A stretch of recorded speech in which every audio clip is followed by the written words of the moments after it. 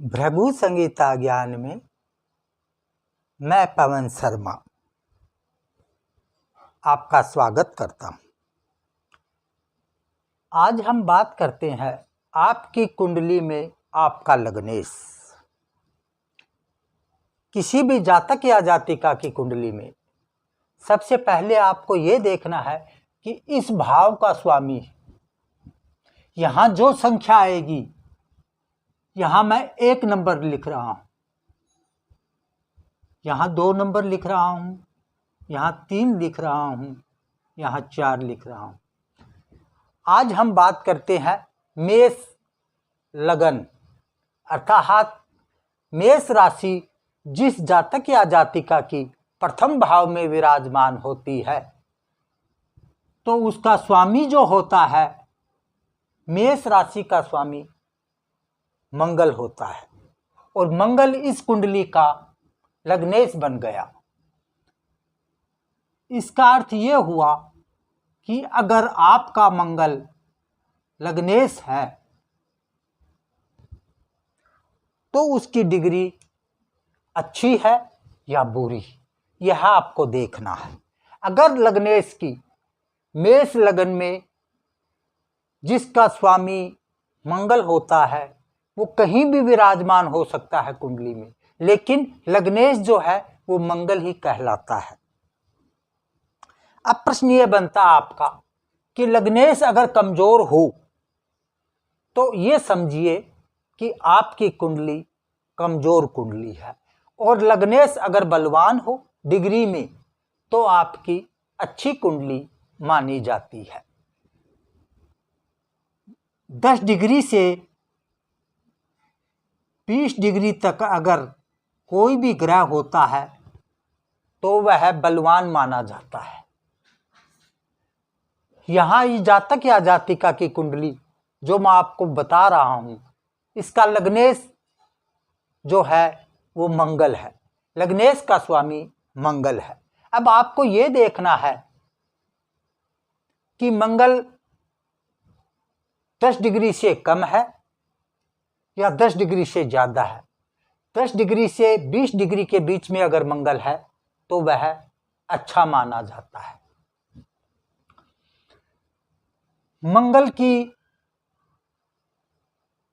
मंगल इस भाव का मालिक, या आप ये समझिए कि आपका लग्नेश मंगल है। अब 1 नंबर राशि यहाँ होगी तो इसका मालिक मंगल होगा, हो सकता है वो कहीं भी विराजमान हो। अब सबसे पहले आपको यह देखना है कि मंगल जिसका लग्नेश होता है उसका भाग्येश कौन होगा। उसका भाग्येश होगा गुरुदेव, जो 9 नंबर के स्वामी होते हैं, क्योंकि यहाँ 9 नंबर आएगा। 9 नंबर आएगा तो 9 नंबर का स्वामी कौन है? गुरु। तो इस जातक का भाग्येश होगा गुरु।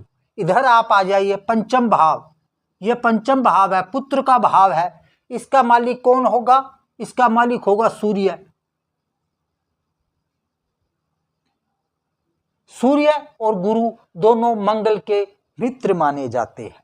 इसीलिए इस जातक या जातिका जो भी है, जिसकी भी ये कुंडली है, उसमें सूर्य इसको अच्छा लाभ देंगे, गुरु इसको बेस्ट लाभ देंगे। यहां पर आता है शनि का भाव या शनि की राशि। 10 नंबर और 11 नंबर, 10 और 11 नंबर के स्वामी शनि देव होते हैं, लेकिन इस जातक का कर्मेश का स्वामी शनि बन गया और लाभ देने वाला भी शनि बन गया। इसीलिए इस जातक को शनि महाराज कोई नुकसान नहीं करते, क्योंकि यहाँ जो भी भाव या जो भी ग्रह आ जाएगा वह इस जातक को लाभ ही देगा, नुकसान नहीं देगा। लेकिन उसका अर्थ ये भी नहीं है कि इस जातक या मानो इस ग्रह का आप, शनि देव का आप कोई भी नग धारण करें नहीं। शनि का कोई नग यह जातक नहीं धारण कर सकता, लेकिन शनि इनको कभी नुकसान नहीं करेंगे। केवल शनि इस जातक को अपनी दशा में 7.5 या ढैया अगर इस जातक को आएगी तो शनि महाराज इसको नुकसान कर सकते हैं। अब प्रश्न ये बनता है इसका कि यह जातक जो है जिसका मंगल लग्नेश है, यह अपने भाग्य को बढ़ाने के लिए क्या कर सकता है। अगर यहाँ भाग्य का स्वामी जो है वो गुरुदेव बनते हैं, नवम भाव जो है वो भाग्य का भाव माना जाता है, और यहाँ जो राशि आएगी वही इसका भाग्येश बनेगा। यहाँ जो राशि आएगी वही इसका पुत्रेश का स्वामी बनेगा। यहाँ जो राशि आएगी 6 और 7, पत्नी का स्वामी, इस जातक का पत्नी जो होगी वो शुक्र के अधीन हो सकती है। ये भी एक आप याद रख सकते हो। अष्टम भाव, अब ये आ गया अष्टम भाव, यहाँ का स्वामी भी मंगल बनता है। लग्नेश जो है वो मृत्यु भाव का स्वामी भी है, इसीलिए कुछ परेशानी इस जातक को जिंदगी में होती रहेगी। अर्थात क्या होगा, बीमारी के मामले में संकट तुल्य कष्ट इस जातक को मंगल देव देंगे। लेकिन उसका एक कारण और भी है, लग्नेश होने के कारण इस जातक को ज्यादा परेशानी अष्टम भाव नहीं देगा। या ये समझो आप, क्योंकि मृत्यु भाव का स्वामी भी मंगल है और लग्नेश का स्वामी भी मंगल है, इसीलिए मंगल इस जातक को कुछ बीमारी दे सकते हैं, लेकिन ज्यादा संकट से बचाने की कोशिश मंगल देव यहाँ करते हैं। अब प्रश्न ये बनता है कि यह जो है मंगल देव, मंगल ग्रह अगर गुरु से इसकी कहीं भी कुंडली में दोनों एक साथ बैठ जाए, यहाँ बैठ जाए, जैसे मान लो गुरु प्लस मंगल, लग्नेश और भाग्येश दोनों एक साथ कुंडली में कहीं भी विराजमान हो जाए, तो वह इस जातक के लिए सबसे अच्छे माने जाते हैं। अगर सूर्य के साथ मंगल कहीं विराजमान हो जाए इस कुंडली में, क्योंकि ये जरूरी नहीं है कि मंगल लग्नेश होगा तो वो यहीं विराजमान होगा, यहां अगर मंगल बैठ जाए तो सबसे बेस्ट माने जाते हैं, क्योंकि मकर राशि में मंगल उच्च के हो जाते हैं, ज्यादा ताकत मंगल में आ जाती है। तो ये लग्नेश जो है ये कर्म भाव से संबंध करे, या लग्नेश मंगल देव कर्म भाव में विराजमान हो जाए कुंडली के अंदर, तो यह इस जातक के लिए बहुत बेस्ट और बहुत अच्छी मानी जाएगी। अगर मंगल लाभ भाव में विराजमान हो जाए तो भी सबसे ज्यादा लाभ इस जातक को मंगल दिला सकते हैं। एक चीज आप सदा याद रखो, यहां मंगल अगर विराजमान है लग्नेश बन के, तो वह इस जातक के लिए धन के मामले के लिए बेस्ट है। धन इस जातक को बहुत देंगे, लेकिन उसके साथ नुकसान क्या है कि गृहस्थी सुख, पत्नी सुख इस जातक का कम हो जाता है अगर मंगल शकीर भाव में विराजमान है। तो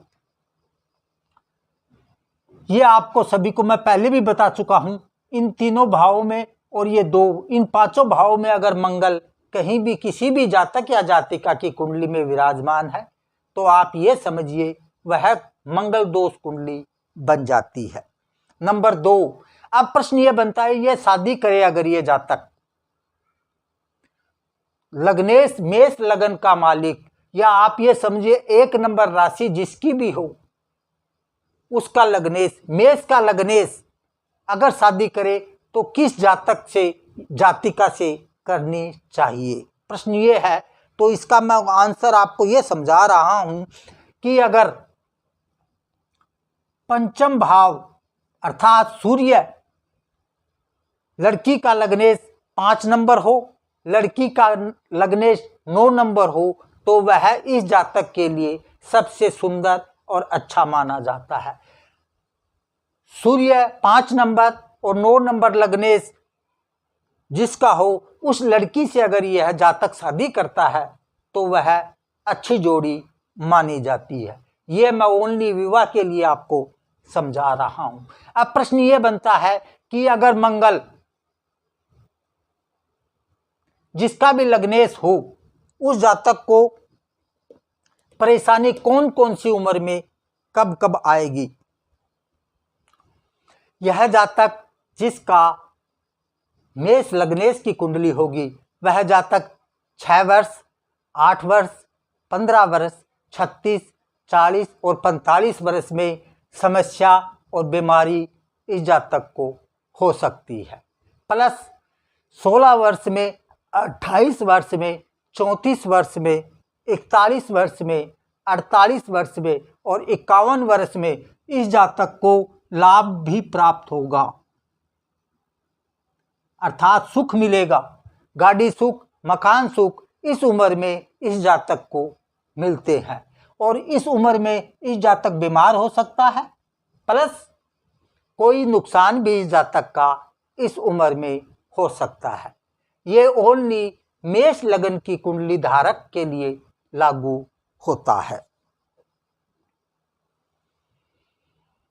मेरे प्यारे भाइयों, मैं सभी 12 लग्नों का अलग अलग फलादेश आपको समझाऊंगा, जिससे आप अपनी लगन से अपनी पोजीशन देख सकते हैं और समझ सकते हैं। अगर मेष लगन का भाग्य कमजोर है तो यह जातक गुरु का कोई भी नग धारण करेगा तो उससे इसका भाग्य में वृद्धि होगी और यह इसका भाग्य बढ़ेगा। ये समझो आप, भाग्य की बढ़ोतरी होगी। पुत्र की कोई भी समस्या इस जातक को है तो सूर्य का नग माणिक जो होता है वो धारण करेगा तो पुत्र के मामले में इस जातक को सफलता मिल सकती है। ये भी एक आप याद रखने वाली बात है और आप याद रख सकते हो। सुख के लिए इनका जो मालिक है वो चंद्रमा है, सुख भाव का मालिक चंद्र होता है मेष लगन के कुंडली धारक के लिए, और चंद्र इसका अच्छी पोजीशन में होगा तो इसको सुख मिलेगा और बुरी पोजीशन में होगा तो इसको सुख नहीं मिलेगा। ये आप याद रख सकते हो। चैनल भृगु संगीता ज्ञान आपका चैनल है, आप इसको सब्सक्राइब कीजिए, लाइक कीजिए। जय श्री राम।